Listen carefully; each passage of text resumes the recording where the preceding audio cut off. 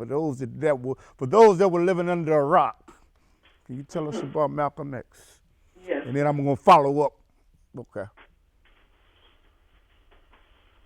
Well, Brother Malcolm X, as you well know, Mr. Little. Yes.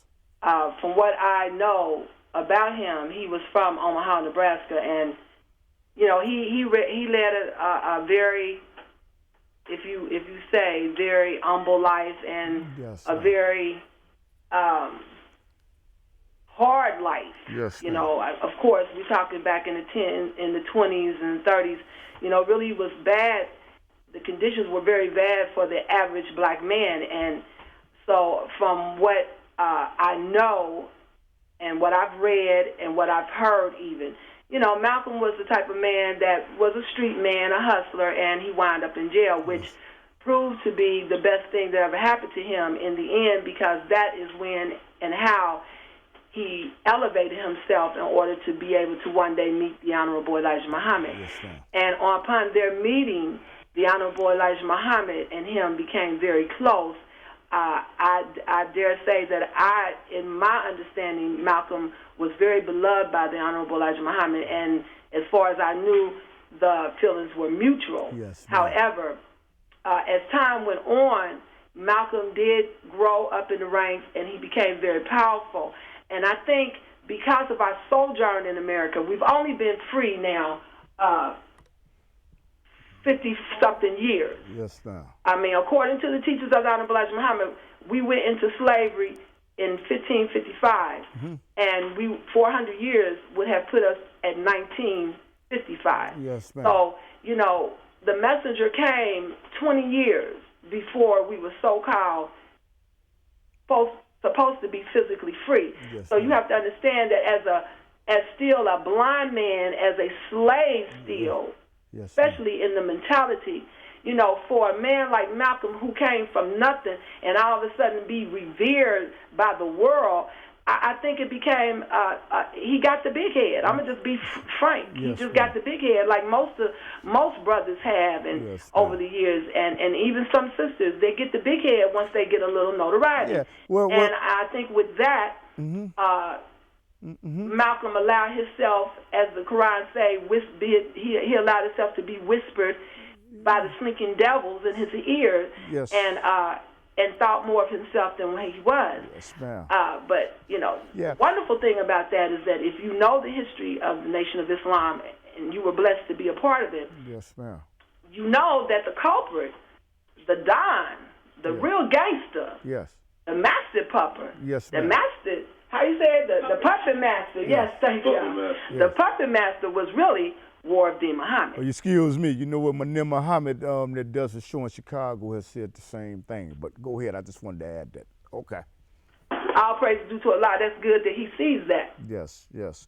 I think anyone who has eyes and ears should be able to see it. Yes, yes. But War of Dean Muhammad, though you didn't see his movement, he was very crafty, and he really was the one that had a lot of influence over Malcolm as well as Farrakhan and some of the rest of the so-called big stars of Islam at that time, which were the main ministers in some of the bigger temples. Yes.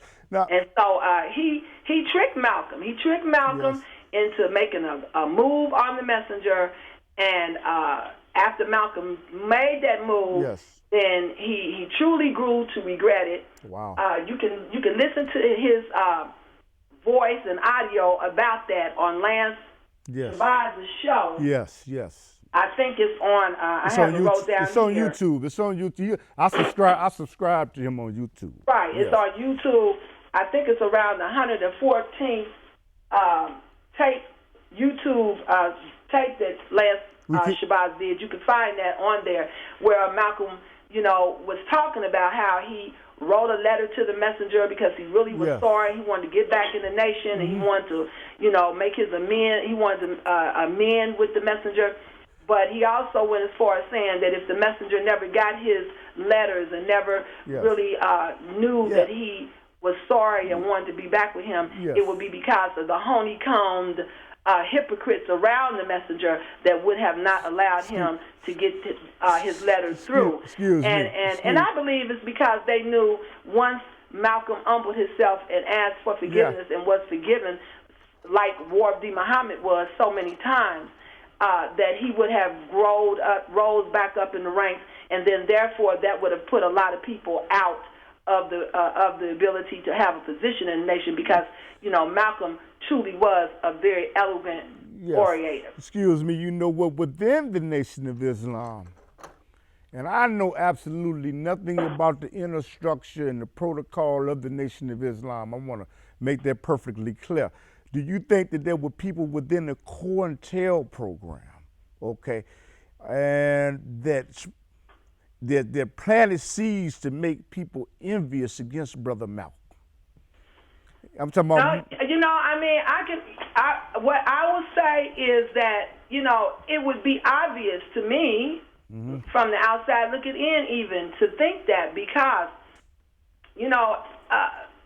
War of Muhammad made a deal. Yes, ma'am. And if you know what I know, you don't take over. A coup is not planned in a day. It takes time, And so I could perceive that War of Muhammad had already been approached. Yes. And so he started doing what he had to do to set up the traps in order to be able to do what he wanted to do successfully. And one of those was to get Malcolm. He had to get Malcolm out the way. Okay.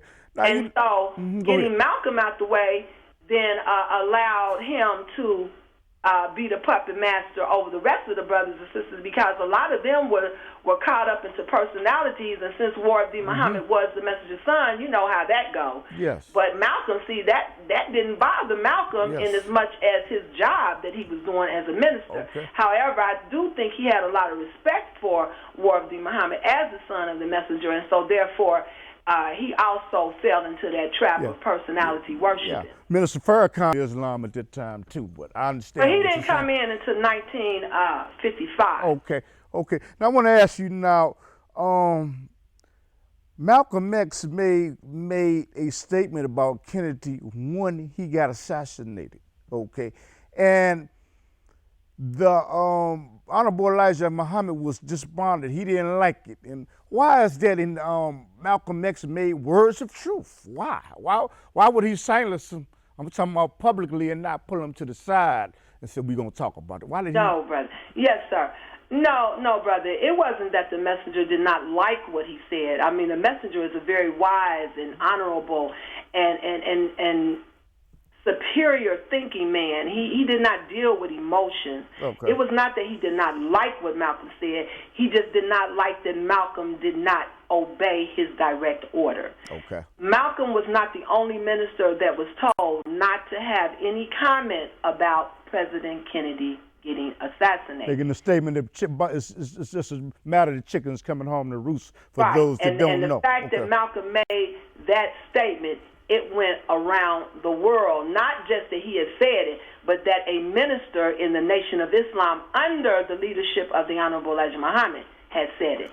And so the messenger, because he disobeyed him, did what any leader would do in an organization. Yes. He gave him a reprimand, and his reprimand was that he would have to be silent for 90 days. Yes, ma'am. Excuse me. Which is like sea time. Yes, excuse me. And he could come to the meetings or whatnot, but he was not allowed to speak. And again, as I spoke before, because of his big head, excuse me for 1 second. Would not adhere to his sentence. Yeah, excuse me for 1 second. He made a move and decided to move. Excuse me for 1 second. You know what? That's part one for people that are looking at this, because this will be seen on YouTube and all over the world. But we're going to do a part two and get into Malcolm and get into Dr. Khalif. I want to thank you, sister, for accepting the invitation, but we're going to do a part two, okay? They had to read. All right, Assalamu alaikum. And can you tell people, how do they get in contact with you? Yes, I can be reached at sister.r.muhammad@yahoo.com. Okay. And your radio show comes on at what time? On Blog Radio?